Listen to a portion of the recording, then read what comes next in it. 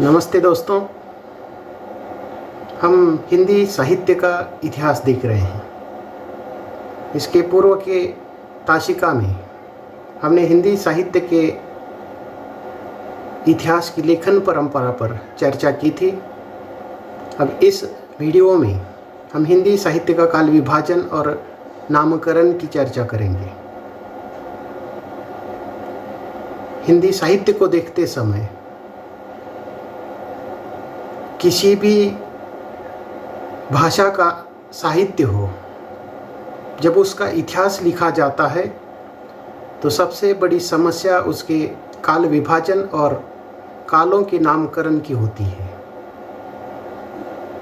हिंदी भी इससे अछूती नहीं है।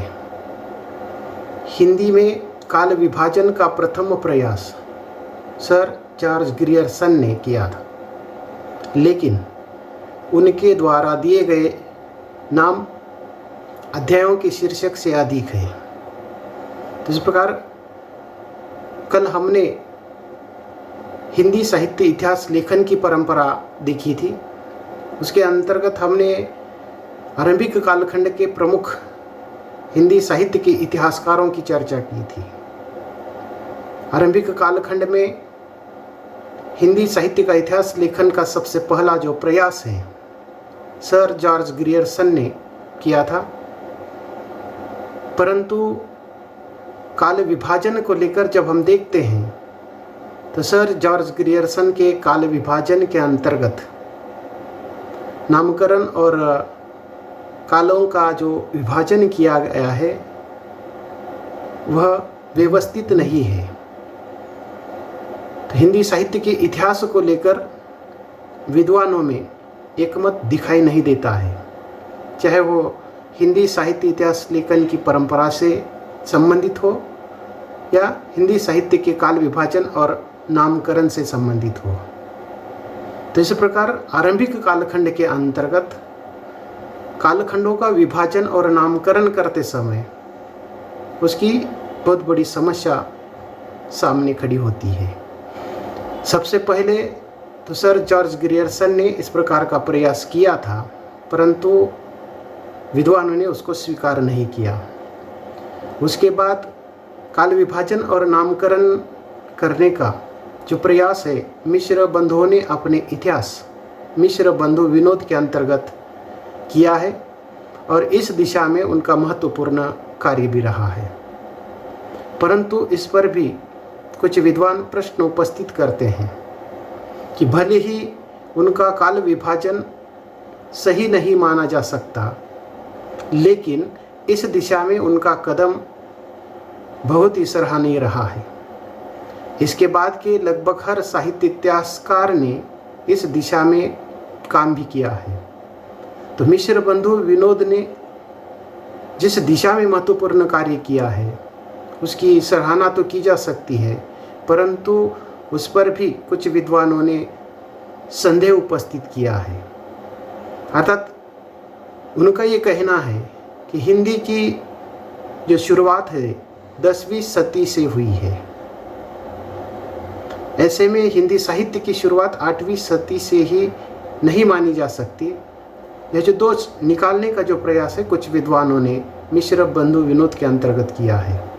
तो इस प्रकार उन्होंने एक महत्वपूर्ण कदम तो उठाया है नामकरण और काल विभाजन को लेकर, परंतु वह भी सही नहीं है या उसको भी बहुत सारे विद्वानों ने स्वीकार नहीं किया है।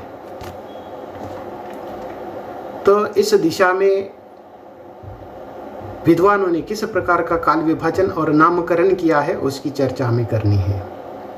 तो हमने देखा है कि सबसे पहले आरंभिक कालखंड के जो इतिहासकार हैं उसमें गारसादी ताशी का उल्लेख किया जाता है, परंतु उन्होंने तो किसी प्रकार का नामकरण और काल विभाजन नहीं किया है। उसके बाद दूसरा जो इतिहास है शिव सिंह सरोज, उसमें भी इस प्रकार का कोई प्रयास सफल प्रयास नहीं दिखाई देता है। उसके बाद जो तीसरा नाम है तो सर जॉर्ज ग्रियर्सन का है। इन्होंने अपने इतिहास में काल विभाजन और नामकरण का प्रयास किया है। परंतु कुछ विद्वानों ने उसके अंतर्गत बहुत सारे शीर्षक हैं, अनेक शीर्षकों के माध्यम से उसका विभाजन किया है और विद्वानों को इस प्रकार का जो काल विभाजन है वह ठीक नहीं लगा है। तो उन्होंने हिंदी साहित्य के इतिहास को इस प्रकार विभाजित किया है। सबसे पहले उन्होंने चारण काल शब्द का प्रयोग किया है। 700 ईस्वी सन से 1300 ईस्वी सन तक का ये कालखंड माना है। उसके बाद दूसरा जो उल्लेख उन्होंने किया है 15वीं शताब्दी का धार्मिक पुनर्जागरण। उसके बाद जायसी का प्रेम काव्य, ब्रज का कृष्ण काव्य, मुगल दरबार, तुलसीदास रीति काव्य, तुलसीदास के अन्य परवर्ती कवि, 18वीं शताब्दी, कंपनी के शासन में हिंदुस्तान, महारानी विक्टोरिया के शासन में हिंदुस्तान और अंत में विविध आसक्त कवि। तो इस प्रकार का उन्होंने विभाजन किया है। और हिंदी के जो विद्वान हैं उन विद्वानों को जॉर्ज ग्रियर्सन का ये जो काल विभाजन और नामकरण है वह उतना अच्छा नहीं लगा है। इस दिशा में उन्होंने कार्य तो किया है लेकिन ठीक न होने के कारण उसको कुछ विद्वानों ने स्वीकार नहीं किया है। उसके बाद जो दूसरा नाम आता है वह मिश्र बंधुओं का आता है। मिश्र बंधुओं ने इस दिशा में सराहनीय कार्य किया है।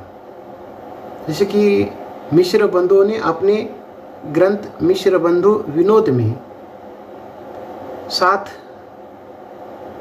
कालखंडों में उसका विभाजन किया है। जैसे कि हम जानते हैं कि हिंदी साहित्य का जो आरंभ है साधारणतः 10वीं शताब्दी से माना जाता है। तो कुछ विद्वानों ने उसको 7वीं शताब्दी से माना है। तो इस प्रकार आरंभिक कालखंड के अंतर्गत विद्वानों में एक मत दिखाई नहीं देता है। कुछ ने 7वीं शताब्दी से लेकर 11वीं शताब्दी तक का ये जो कालखंड है आरंभिक कालखंड रहा है, उद्भव का कालखंड रहा है। तो इस दृष्टि से मिश्र बंधुओं का ये जो वर्गीकरण है और विभाजन और नामकरण है तो उन्होंने सबसे पहले प्रारंभिक काल कहा है, दूसरा काल माध्यमिक काल कहा है, तीसरा अलंकृत काल, चौथा अज्ञात काल, पांचवा परिवर्तन काल, छठा वर्तमान काल और सातवां नूतन काल। तो इस प्रकार 7 कालखंडों में उन्होंने समग्र हिंदी साहित्य के इतिहास को विभाजित किया है।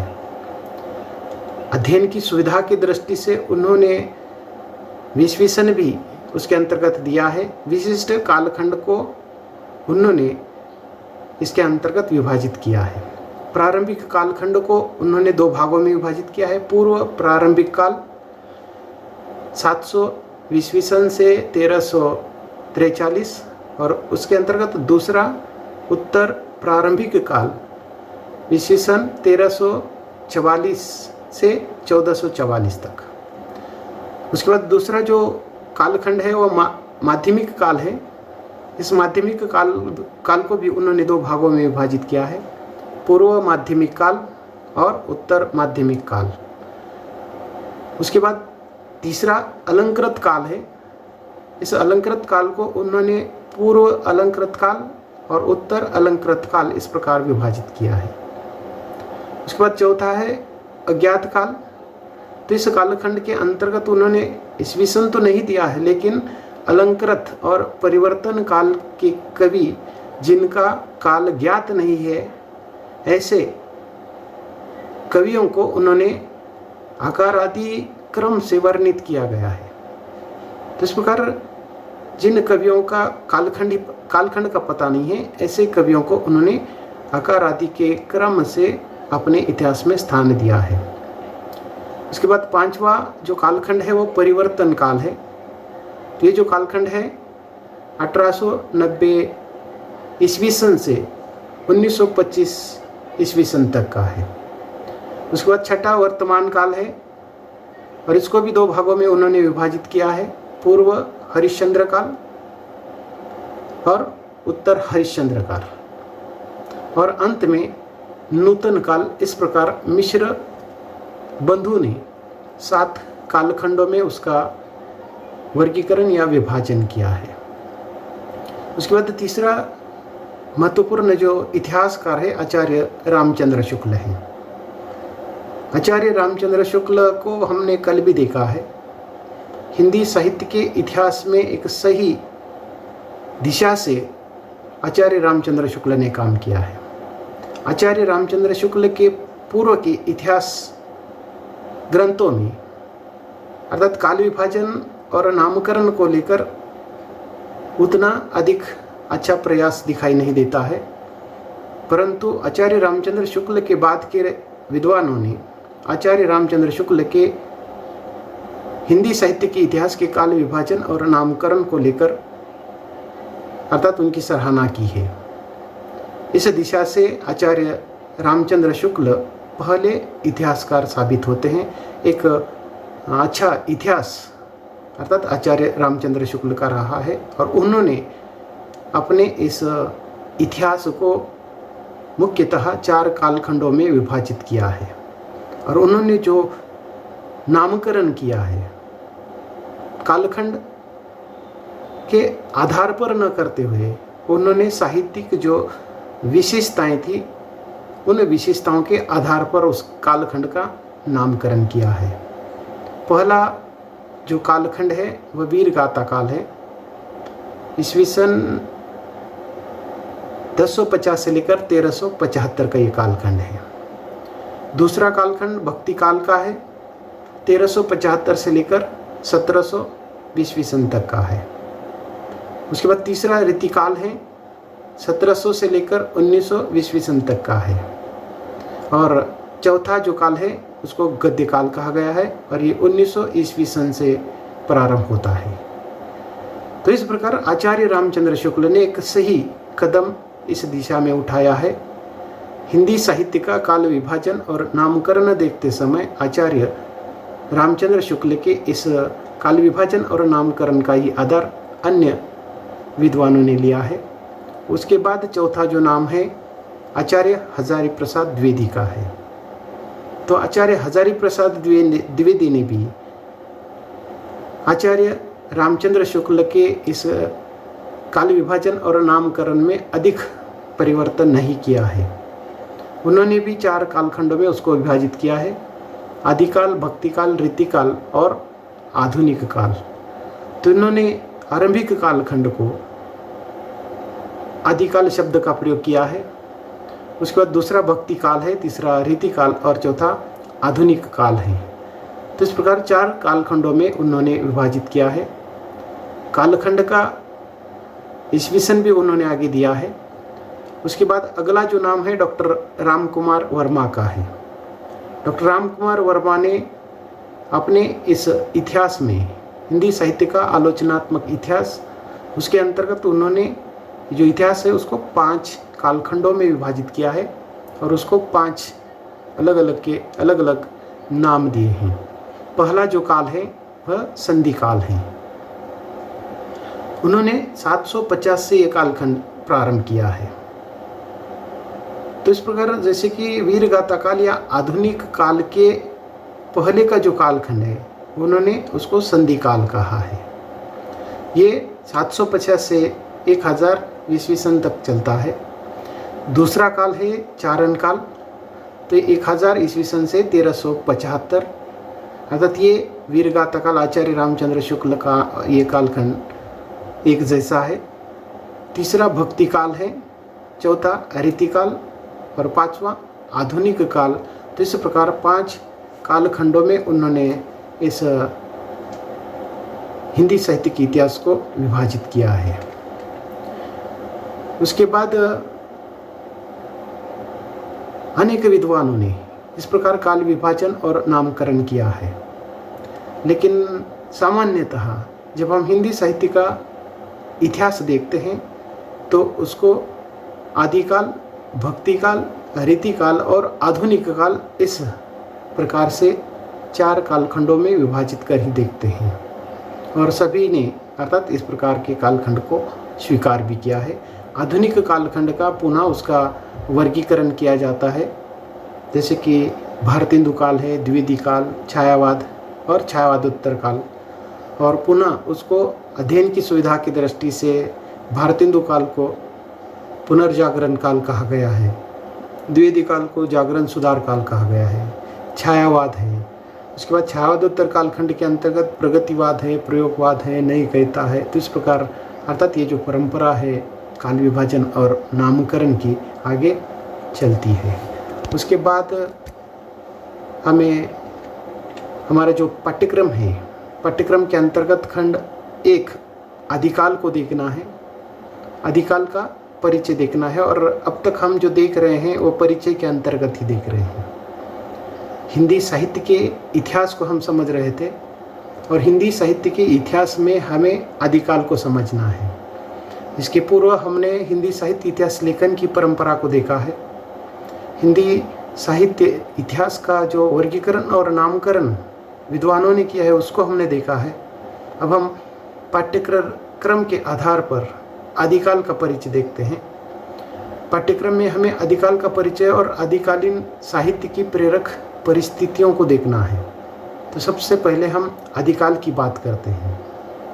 हिंदी साहित्य के इतिहास में लगभग 8वीं शताब्दी से लेकर 14वीं शताब्दी के मध्य के काल को आदिकाल कहा जाता है।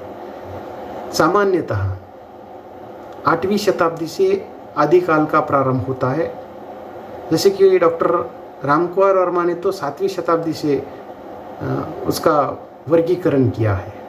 तो इस प्रकार लगभग 8वीं शताब्दी से लेकर 14वीं शताब्दी के मध्य तक का जो कालखंड है वह आदिकाल के नाम से जाना जाता है।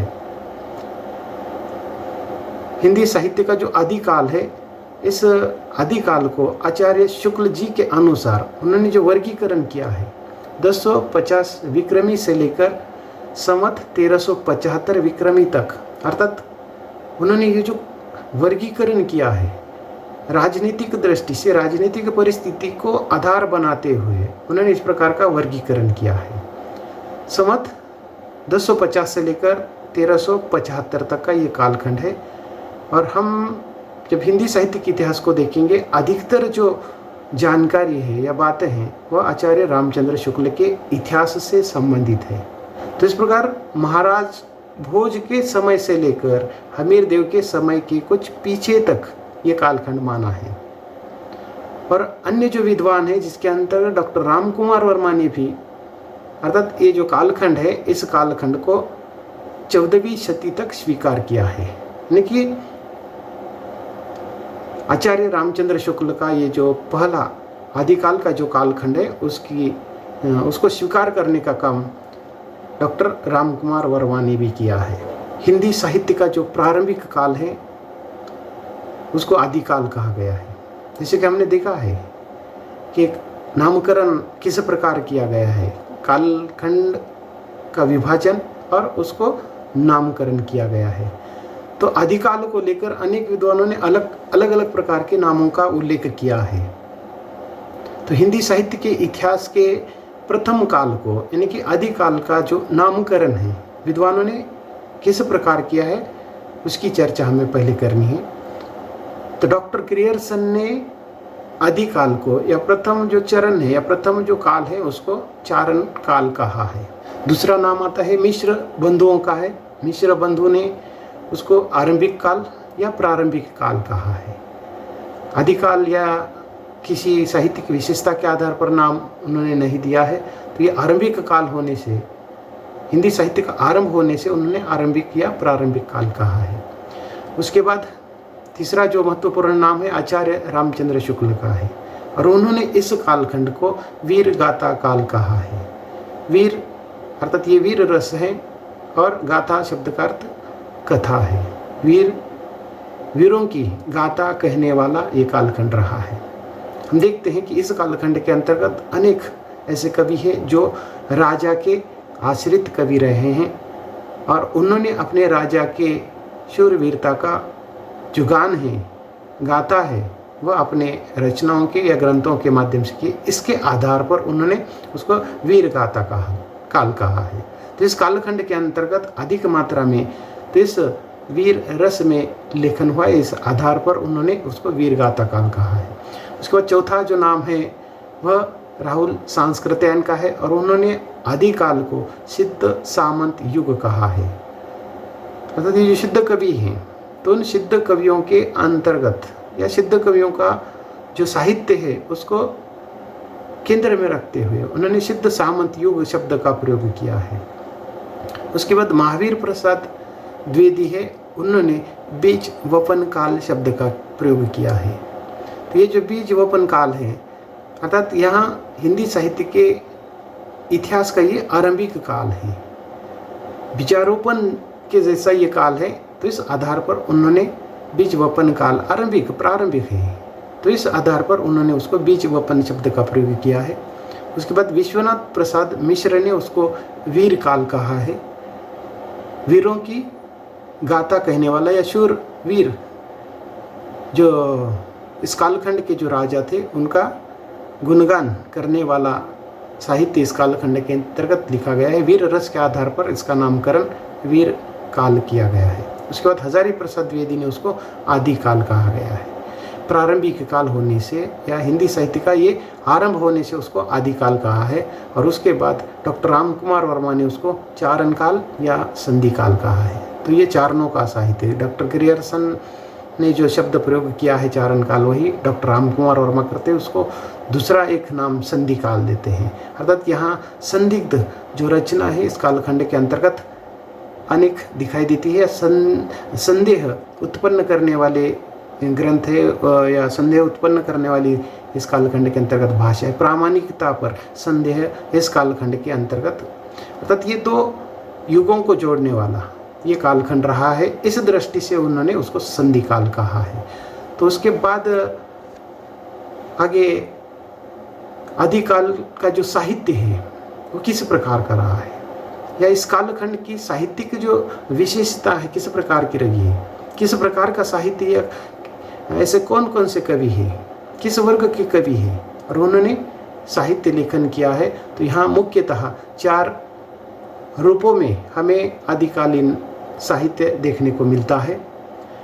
पहला है सिद्ध साहित्य और नाथ साहित्य, दूसरा है जैन साहित्य, तीसरा है चारणी साहित्य, चौथा है प्रकीर्ण साहित्य, जिसकी चर्चा नामकरण के समय हमने की है। तो ये अलग अलग प्रकार के कवि हैं और इन कवियों ने जो साहित्य लेखन किया है अर्थात इस कालखंड के अंतर्गत अधिकतर जैसे कि धार्मिक साहित्य और वीर रस का साहित्य हमें देखने को मिलता है। तो ये मुख्य 2 धाराएं हैं या इसके आधार पर अधिक मात्रा में लेखन हुआ है।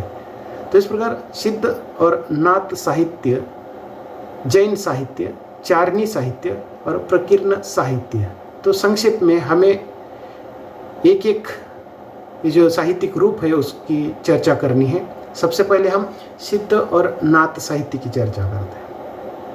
यह जो साहित्य है उस समय लिखा गया जब हिंदी अपभ्रंश से आधुनिक की ओर विकसित हो रही थी।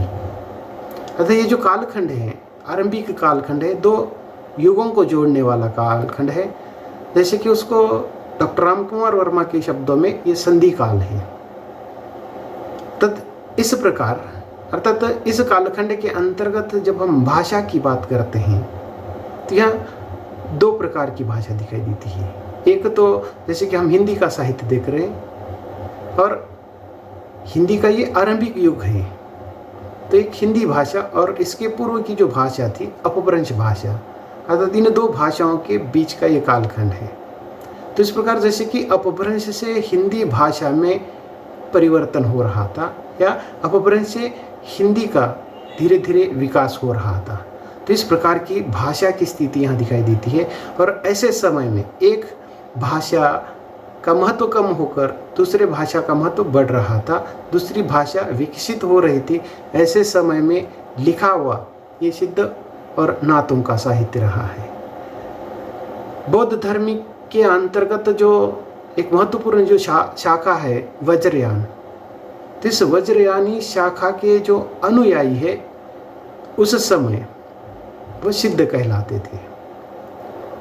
वज्रयान और हीनयान इस प्रकार की जो बौद्ध धर्म की ये जो दो शाखा है, उसमें से वज्रयान के अंतर्गत वज्रयानी जो अनुयायी रहे हैं, उन अनुयायियों को सिद्ध कहते थे।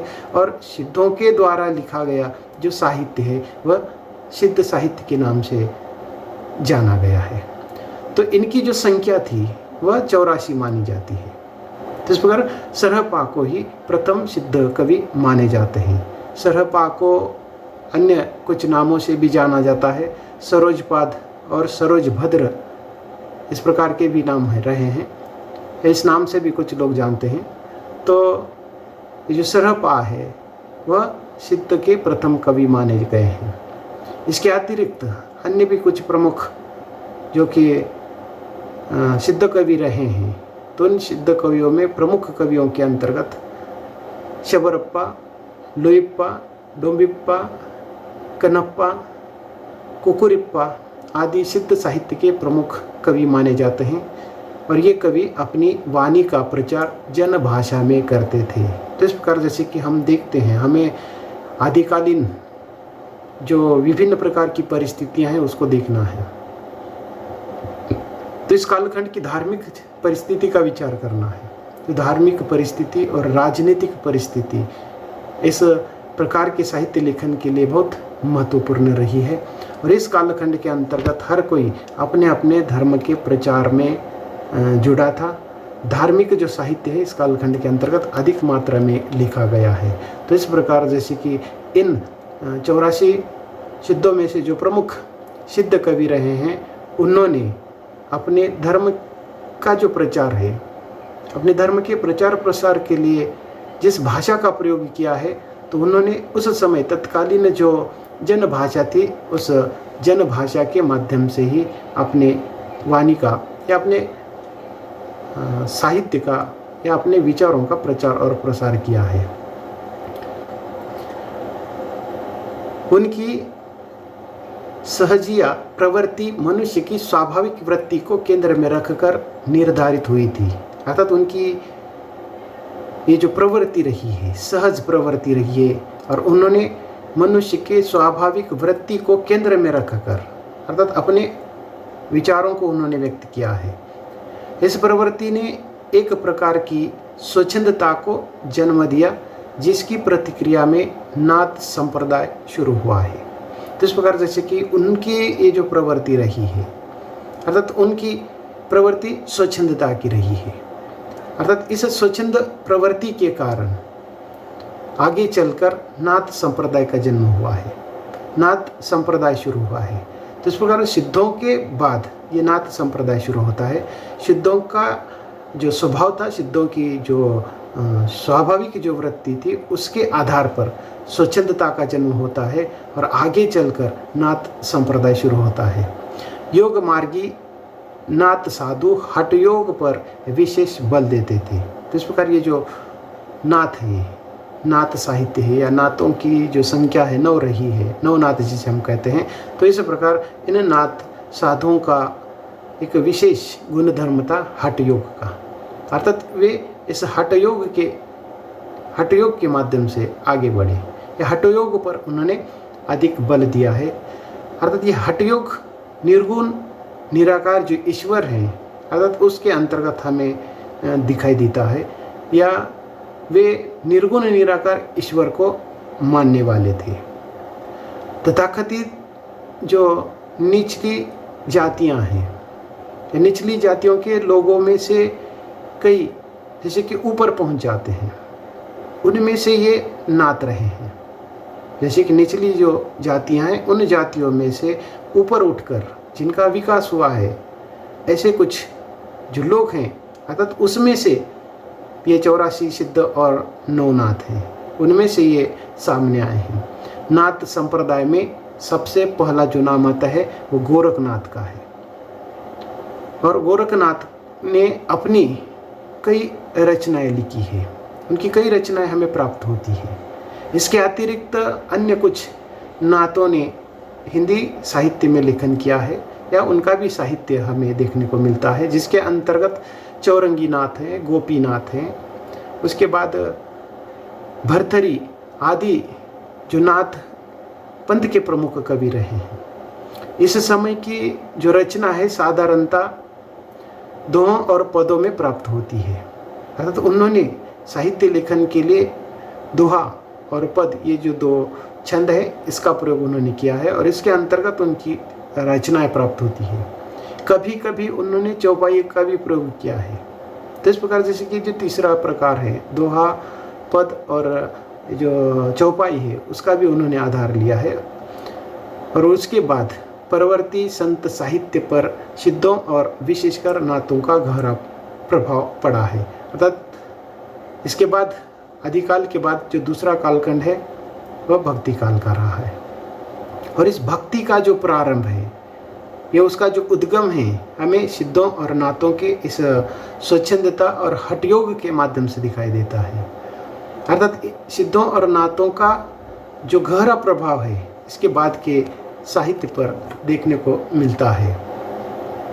जैन साहित्य और इसके अंतर्गत अपभ्रंश की जैन साहित्य परंपरा हिंदी में विकसित हुई है।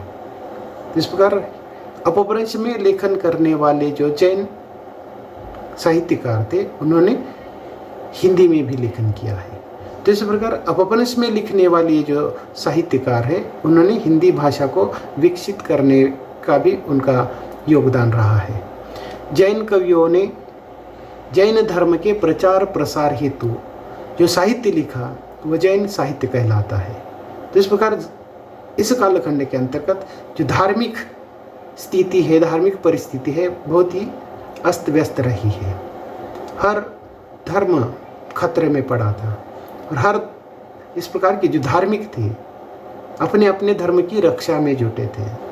और इस दृष्टि से अर्थात जैनों का जो साहित्य है महत्वपूर्ण रहा है।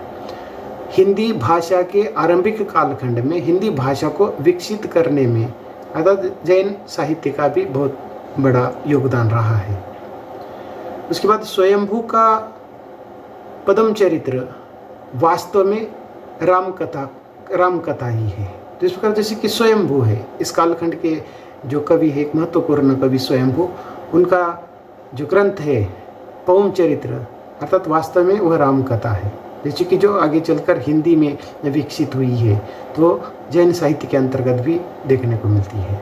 उसके बाद स्वयंभू, पुष्यदंत, धनपाल आदि उस समय के प्रख्यात कवि रहे हैं। कुछ ने स्वयंभू को कहा है, कुछ ने पुष्यदंत को कहा है। ये जो नाम है महत्वपूर्ण है। आरंभिक कालखंड के अंतर्गत लेखन करने वाले कवियों में स्वयंभू एक महत्वपूर्ण कवि रहे हैं। अर्थात ये जो जैन कवि थे, गुजरात के प्रसिद्ध जैनाचार्य हेमचंद्र भी लगभग इसी समय के हैं। तो इस प्रकार गुजरात के एक प्रसिद्ध कवि रहे हैं जैनाचार्य हेमचंद्र, और इस कालखंड के वह रचनाकार रहे हैं। इसी समय में उन्होंने लेखन किया था। जैनों का संबंध राजस्थान तथा गुजरात से विशेष रहा है, इसलिए अनेक जैन कवियों की भाषा प्राचीन राजस्थानी रही है, जिससे अर्वाचीन राजस्थानी एवं गुजराती का विकास हुआ है। सूर्यों के लिखे राम ग्रंथ भी इसी भाषा में उपलब्ध हैं। तो इस प्रकार ये जो कालखंड है, इस कालखंड के अंतर्गत ये जैनियों के द्वारा लिखा गया जो साहित्य है, अर्थात उसके माध्यम से कई भाषाओं का विकास हुआ है। जैसे कि एक तो हम हिंदी की चर्चा कर रहे हैं, हिंदी भाषा के विकास में जैनियों का भी योगदान रहा है आरंभिक कालखंड में। उसके साथ साथ अर्थात गुजरात के अंतर्गत, राजस्थान और गुजरात, उसके अंतर्गत भी उनका बहुत बड़ा कार्य रहा है। आगे चलकर जैसे कि राजस्थान, प्राचीन जो राजस्थानी है, आरंभिक कालखंड की जो राजस्थानी भाषा है, या उसके बाद अर्वाचीन जो राजस्थानी एवं गुजराती है, उसका विकास भी इन जैन कवियों के माध्यम से ही हुआ है। सूर्यों के लिखे जो ग्रंथ है सूर कवि, तो उनके ग्रंथ अर्थात जैसे कि राम काव्य के जो ग्रंथ है या राम ग्रंथ, अर्थात उन्होंने उसका आरंभ किया है। तो इस प्रकार अर्थात जैनियों का जो साहित्य है या उनका जो कार्य है, हिंदी भाषा के विकास में महत्वपूर्ण रहा है। उसके बाद और एक जो महत्वपूर्ण नाम है रासो साहित्य है। और ये आरंभिक कालखंड के अंतर्गत कुछ रासो साहित्य लेखन हुआ है। कुछ रास कवि थे और उन कवियों द्वारा लिखा हुआ जो साहित्य है अर्थात वह रासो साहित्य के नाम से जाना जाता है। और इस काल में रासो साहित्य की 3 प्रवृत्तियां देखने को मिलती है। अर्थात यह 3 प्रकार का साहित्य इन रासो कवियों के द्वारा लिखा गया है। अर्थात एक तो वीर गाथात्मक साहित्य रहा है, जैसे कि वीरों की गाथा कहने वाला जो साहित्य है, वीरों की शूरवीरता का जो साहित्य है, तो इस कालखंड के अंतर्गत लिखा गया है। तो कुछ विद्वानों ने उसको वीर गाथा काल कहा है। अर्थात इसी रासो साहित्य के आधार पर, जैसे कि आचार्य रामचंद्र शुक्ल ने आरंभिक कालखंड को या आदि कालखंड को वीर गाथा काल कहा है। वीर गाथात्मक ये जो विशेषता है, ये जो प्रवृत्ति है, इस प्रवृत्ति के आधार पर अर्थात इस कालखंड का नामकरण हुआ है। और इस वीर गाथात्मक साहित्य के अंतर्गत अनेक रचनाओं का हम उल्लेख कर सकते हैं, परंतु इसके अंतर्गत जो चर्चित रचना है पृथ्वीराज रासो, हमीर रासो और परमाल रासो का उल्लेख करना जरूरी है। अतः ये जो पृथ्वीराज रासो है हिंदी साहित्य का आरंभिक ग्रंथ माना जाता है, महाकाव्य माना जाता है, परंतु कुछ विद्वान उस ग्रंथ को लेकर भी संदेह उत्पन्न करते हैं उसकी प्रामाणिकता को लेकर कि ये हिंदी का है या अपभ्रंश का है। अर्थात ये जो कालखंड है वह संधि काल कहा गया है। अर्थात इस कालखंड के साहित्य को लेकर अनेक प्रश्न चिन्ह उपस्थित होते हैं।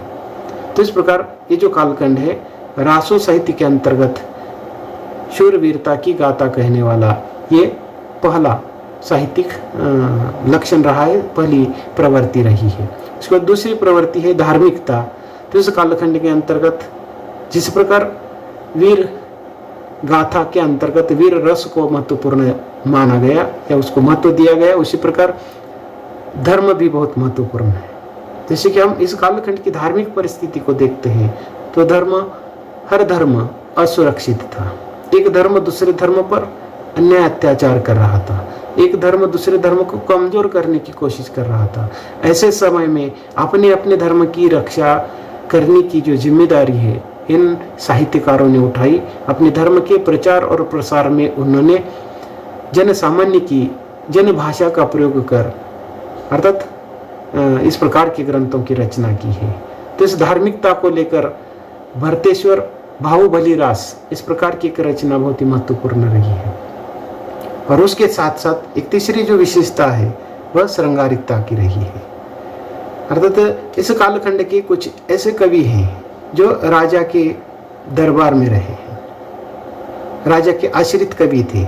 राजा के आश्रित कवि अर्थात राजा का ही गुणगान करेंगे, उनकी शूरवीरता को अर्थात वीर रस के माध्यम से उन्होंने व्यक्त किया है। और राजा को रिझाने के लिए, उसको प्रसन्न करने के लिए अर्थात उसका मनोरंजन करने के लिए श्रृंगार रस का प्रयोग किया। तो इस प्रकार का भी साहित्य इस कालखंड के अंतर्गत देखने को मिलता है। ये तीसरी विशेषता श्रृंगारिकता की है। और इसका एक महत्वपूर्ण जो ग्रंथ है संदेह रासक है। उसके बाद चारणी साहित्य है। जो चारणी साहित्य है इसके अंतर्गत चारण कवियों का उल्लेख किया जाता है। अर्थात ये जो प्रवृत्ति है सामान्यतः राजस्थान के चारणों से संबंधित है। राजस्थान और ब्रज प्रदेश से संबंधित ये कवि रहे हैं। यहाँ 2 प्रकार के कवि हमें देखने को मिलते हैं चारणी साहित्य के अंतर्गत। तो इसके अंतर्गत चारण के अलावा ब्रह्मभट्ट और अन्य बंदीजन कवि भी इसके अंतर्गत आते हैं। जैसे कि सौराष्ट्र, गुजरात और पश्चिमी राजस्थान में चारणों का तथा ब्रज प्रदेश में दिल्ली तथा पूर्वी राजस्थान में भाटों का प्राधान्य रहा है। तो इस प्रकार ये जो राजस्थान, गुजरात और ये जो ब्रज प्रदेश है तो इससे संबंधित ये कवि रहे हैं। तो इसके अंतर्गत जैसे कि सौराष्ट्र है, गुजरात है और पश्चिमी जो राजस्थान है उसके अंतर्गत इस प्रकार के चारण कवि हुए, अर्थात उनको चारण कवि कहा गया है। और दूसरा जो प्रदेश है वो ब्रज प्रदेश है, उसके साथ साथ दिल्ली और पूर्वी राजस्थान का भी कुछ भाग आता है और उसमें जो कवि हुए उनको भाट कवि कहा जाता है। तो इस प्रकार यहाँ दो प्रकार के कवि है, एक चारण कवि है और दूसरे भाट कवि है। तो इन दोनों का इस कालखंड के अंतर्गत प्राधान्य रहा है और इन दोनों प्रकार के साहित्य को चारणी साहित्य कहा गया है। चारणों की भाषा साधारणतः राजस्थानी रही है। तो यहाँ भाषा भी दो प्रकार की दिखाई देती है, अर्थात जो चारण कवि है जो विशेषकर राजस्थान की भूमि से राजस्थानी भाषा से संबंधित है, तो उन्होंने साधारणतः उस समय की जो राजस्थानी थी उसके अंतर्गत उन्होंने लेखन किया है। और इन भाषाओं को, जैसे कि एक तो ये चारण कवियों ने अपनी राजस्थानी भाषा को महत्व दिया और दूसरा है कि जो ब्रज प्रदेश और पूर्वी दिल्ली राजस्थान के अंतर्गत लेखन करने वाले जो भाट कवि थे उन्होंने ब्रज भाषा को महत्वपूर्ण स्थान दिया। तो इस प्रकार एक प्रकार से राजस्थानी भाषा और दूसरी तरफ ब्रज भाषा, ये दो अलग अलग प्रकार की भाषाएं थी। परंतु तत्कालीन समय में इन भाषाओं को, जैसे कि एक को डिंगल और दूसरे को पिंगल भाषा कहा गया है या डिंगल और पिंगल शैली कहा गया है। तो इस प्रकार इन चारणों की जो भाषा रही है वह डिंगल और पिंगल भाषा या शैली रही है। तो इस प्रकार ये दो भाषाएं यहाँ देखने को मिलती है। तो इन भाषाओं को डिंगल और पिंगल नाम भी मिले हैं। ये कवि प्रायः राजाओं के दरबार में रहकर उनकी प्रशस्ति किया करते थे। तो इस प्रकार जैसे कि ये जो साहित्य है अधिकतर जैसे कि वीर रस और श्रृंगार रस में लिखा हुआ साहित्य देखने को मिलता है। तो ये जो कवि थे वह अधिकतर राजा के आश्रित कवि थे, राजा के दरबार में रहकर राजा की प्रशस्ति या उसका गुणगान करते थे। अपने आश्रयदाता राजाओं की अतिरंजित प्रशंसा करने का काम ये कवि कर रहे थे। श्रृंगार और वीर उनके मुख्य रस थे। तो इस प्रकार श्रृंगार रस और वीर रस इन चारण और भाट कवियों के प्रमुख रस रहे हैं। इस समय की प्रख्यात रचनाओं का अगर उल्लेख करना है, जिसका उल्लेख इसके पहले भी हमने किया था, सबसे पहला जो उल्लेख है वह पृथ्वीराज रासो का आता है। पृथ्वीराज चौहान के दरबारी जो कवि थे चंद बरदाई, उन्होंने ये ग्रंथ लिखा है। उसी प्रकार दलपति नाम के दूसरे कवि हैं, उन्होंने खुमान रासो लिखा। नरपति नाल ने बिसलदेव रासो लिखा और एक जगनिक नाम के कवि है, उन्होंने अल्लखंड। इस प्रकार की इस कालखंड की जो प्रमुख चारण साहित्य के अंतर्गत आने वाली प्रमुख रचना है, तो उसको रासो साहित्य भी कहा गया है। अर्थात इसके अंतर्गत ये रास शब्द जुड़ जाता है, रासो, पृथ्वीराज रासो, खुमान रासो, बिसलदेव रासो, तो उसके आधार पर उसको रासो साहित्य भी कहा गया है। तो इनमें सर्वाधिक महत्वपूर्ण जो ग्रंथ है वह पृथ्वीराज रासो का रहा है। इन सब ग्रंथों के बारे में आज यह सिद्ध हुआ है कि उनके कई अंश अर्थात जैसे कि क्षेपक है या प्रकाशित भी है और कुछ ग्रंथों को लेकर विद्वानों में संदेह भी प्राप्त होता है या उत्पन्न करते हैं। उसके बाद अंतिम जो इस साहित्य की प्रवृत्ति रही है वो प्रकीर्ण साहित्य की रही है। अर्थात यहाँ जो प्रकीर्ण साहित्य है इसके अंतर्गत खड़ी बोली के आदि कवि अमीर खुसरो इसी समय हुए हैं, इसी कालखंड के अंतर्गत वे हुए हैं। इस समय के प्रमुख कवियों के रूप में अर्थात खुसरो प्रख्यात रहे हैं और उसके साथ साथ मैथिली भाषा में लेखन करने वाले एक महत्वपूर्ण कवि, उनको मैथिल कोकिल शब्द का प्रयोग किया जाता है, जिनका नाम विद्यापति है, वह भी इसी समय के अंतर्गत उन्होंने लेखन किया है। तो इस दृष्टि से ये जो दो नाम हैं बहुत महत्वपूर्ण रहे। आरंभिक कालखंड के अंतर्गत हिंदी भाषा के विकास में इन दोनों का बहुत बड़ा योगदान रहा है, जिसके अंतर्गत एक अमीर खुसरो है और दूसरे विद्यापति है।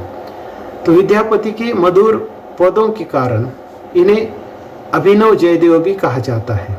जैसे कि विद्यापति ने जो गीत लिखे हैं अर्थात उनकी जो मधुरता है, उनके जो मधुर पद हैं, उसके आधार पर उनको अभिनव जयदेव कहा जाता है। मैथिली और अवहट्ट में भी इनकी रचनाएं मिलती है। तो इस पर जो मैथिली है, राजस्थान के अंतर्गत उनकी ये जो बोलियां हैं, तो इन बोलियों के अंतर्गत भी उनकी कुछ रचनाएं मिलती है। तो ये मैथिली भाषा है। और दूसरी जो अवहट्ट है, जैसे कि अपभ्रंश और हिंदी दोनों के बीच में, दोनों को जोड़ने वाली, दोनों के बीच की जो भाषा है, उसको अवहट्ट शब्द का प्रयोग किया है। तो इस प्रकार मैथिली भाषा और अवहट्ट भाषा में उन्होंने लेखन किया है।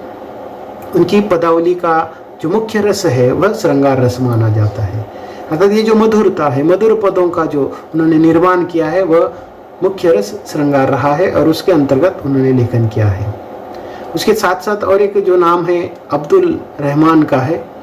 अब्दुल रहमान ने संदेश रासक अर्थात इसी समय की एक सुंदर काव्य रचना है।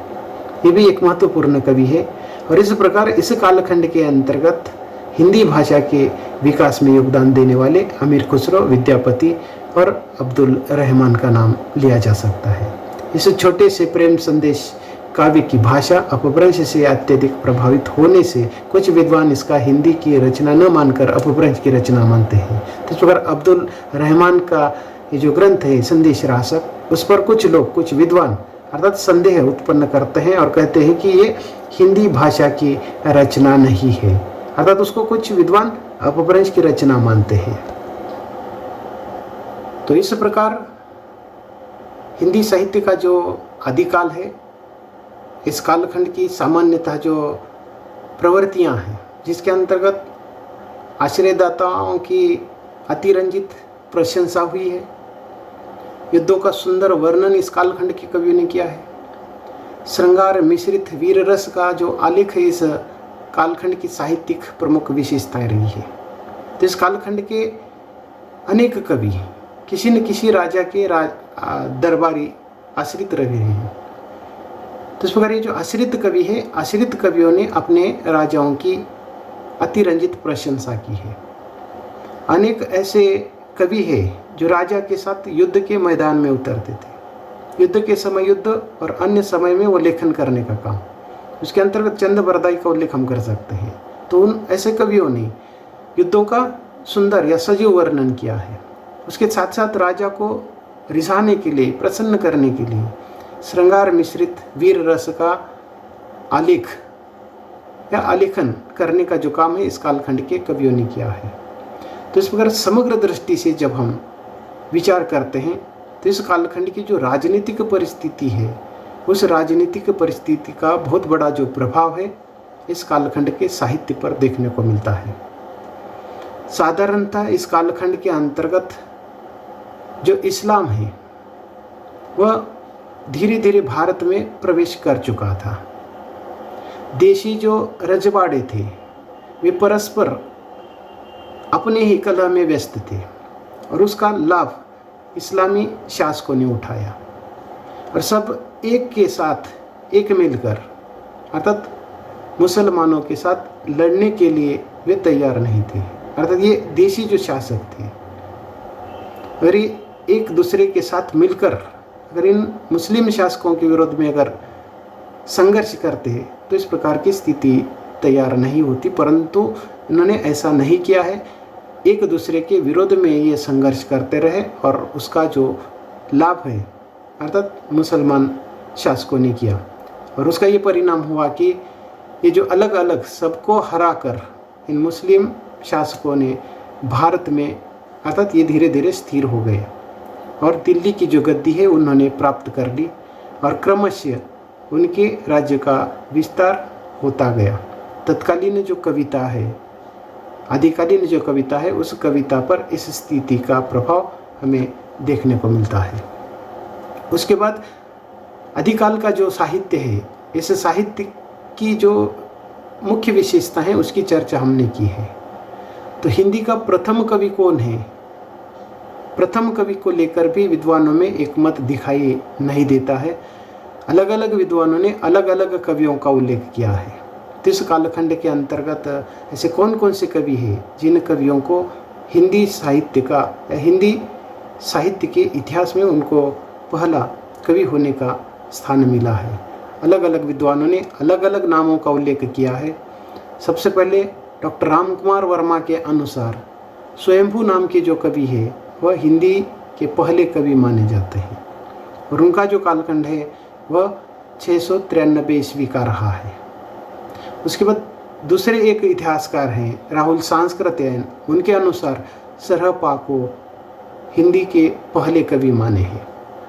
उसके बाद शिव सिंह सेंगर ने अपने इतिहास में पुष्यदंत या पुंड नाम के कवि को उन्होंने हिंदी का पहला कवि माना है। ये 10वीं शताब्दी के कवि रहे हैं। उसके बाद चंद्रधर शर्मा गुलेरिया ने राजा मुंज को, जिनका कालखंड 993 ईस्वी का है, तो उसको हिंदी का पहला कवि माना है। तो आचार्य रामचंद्र शुक्ल के अनुसार राजा मुंज व भोज, ये जो 2 कवि हैं, उनको पहले कवि के रूप में देखा है। गणपति चंद्रगुप्त के अनुसार शालिभद्र सूर्य को तो 1184 ईस्वी का उनका कालखंड रहा है, उनको पहले कवि माना है। हजारी प्रसाद द्विवेदी के अनुसार अब्दुल रहमान जो 13वीं शताब्दी के कवि रहे हैं और उसके बाद बच्चन सिंह के अनुसार विद्यापति, जिनका कालखंड 15वीं शताब्दी का रहा है, उनको हिंदी के पहले कवि माने हैं। तो इस प्रकार हम देखते हैं कि पहले जो विद्वान है डॉक्टर रामकुमार वर्मा ने स्वयंभू को, जिसका कालखंड 693 का है, और अंतिम बच्चन सिंह के अनुसार विद्यापति, जिनका कालखंड 15वीं शताब्दी है। तो इतना ही लंबा कालखंड है और इतने लंबे कालखंड को हिंदी साहित्य के उद्गम का कालखंड माना जाता है। और इस कालखंड के अंतर्गत अनेक जो कवि हैं, जिन कवियों को लेकर कई सारे प्रश्न उपस्थित किए गए हैं कि उनकी भाषा कैसी है, कौन सी भाषा है, हिंदी है या अपभ्रंश है, तो इसको लेकर विद्वानों में एक मत दिखाई नहीं देता है। तो अलग अलग रचनाकारों ने या अलग अलग विद्वानों ने अलग अलग नामों का उल्लेख किया है। उसके बाद और एक महत्वपूर्ण जो बात है कि आचार्य रामचंद्र शुक्ल ने इस कालखंड के कुछ प्रमुख ग्रंथों का या कुछ प्रमुख कवियों का उल्लेख किया है, जो आरंभिक जो हिंदी का जो साहित्य है या हिंदी भाषा या हिंदी साहित्य के विकास की दृष्टि से महत्वपूर्ण नाम रहे हैं। उन्होंने 12 रचनाओं का उल्लेख किया है। पहला जो नाम है वह विजयपाल रासो का है और उसके जो लेखक है नल्ल सिंह है और ये जो रचना है 1355 में लिखी गई है। उसके बाद दूसरा शांगधर नाम का जो कवि है, उनकी जो रचना है हमीर रासो, उन्होंने 1357 में लिखी। उसके बाद तीसरा जो नाम है विद्यापति का है, उनके 3-4 रचनाओं का उल्लेख यहाँ आवश्यक हो जाता है। उनकी पहली रचना कीर्तिलता है, जिसकी रचना 1460 में, और दूसरा एक ग्रंथ कीर्ति पताका है, वह भी 1460 में ही उन्होंने लिखा है। उसके बाद दलपति विजय की रचना खुमान रासो 1180 की यह रचना है। उसके बाद नरपति नाहल्ल की बिसलदेव रासो 1212 ईस्वीसन में लिखी रचना है ये। उसके बाद चंद बरदाई का जो ग्रंथ है पृथ्वीराज रासो, उसका कालखंड दिया है, इस कालखंड के बीच में लिखी हुई ये रचना है। संवत में 1225 से 1249 की जो कालखंड है, इस कालखंड की रचना मानी जाती है। उसके बाद भट्ट केदार की रचना जयचंद प्रकाश है, तो उसका भी कालखंड 1225 का रहा है। उसके बाद मधुकर नाम की कवि है, उनकी 1240 में लिखी हुई रचना जय मयक जस चंद्रिका है। उसके बाद जगनिक नाम की एक कवि है, उनकी रचना 1230 की है, परमाल रासो। उसके बाद एक महत्वपूर्ण नाम अमीर खुसरो का है, 1350 में खुसरो की पहेलियाँ, तो इस प्रकार की उनकी रचना है। और पुनः विद्यापति का उल्लेख आता है, जिनकी रचना विद्यापति की पदावली है। तो इस प्रकार आचार्य रामचंद्र शुक्ल ने आदिकालीन साहित्य के जो प्रमुख